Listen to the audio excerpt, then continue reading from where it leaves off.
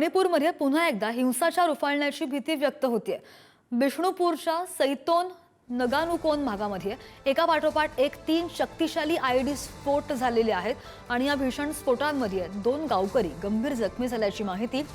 हा स्फोट पहाटेच्या सुमारामध्ये एका पडक्या घरामध्ये 2 स्फोट झालेले आहेत आणि सकाळी तिसरा स्फोट झाला। सुरुवातीच्या स्फोटानंतर परिस्थिती पाहण्यासाठी गेलेले 2 नागरिक स्फोटाच्या कचाट्यामध्ये सापडून जखमी झाले। त्यांच्यावर सध्या रुग्णालयामध्ये उपचार सुरू आहेत। सीआरपीएफ आणि पोलिसांनी पूर्ण परिसराला सध्या वेढा घातलाय आणि बॉम्ब शोधक आणि नाशक पथक दाखल झालेलं असून अजून काही स्फोटकं पेरलेली आहेत का याचा सध्या तपास सुरू आहे। त्यामुळे मणिपूरमध्ये पुन्हा एकदा हिंसाचार उफाळण्याची शक्यता वर्तवली जाते। 3 शक्तिशाली आयडी स्फोट झालेत एका पाठोपाठ एक।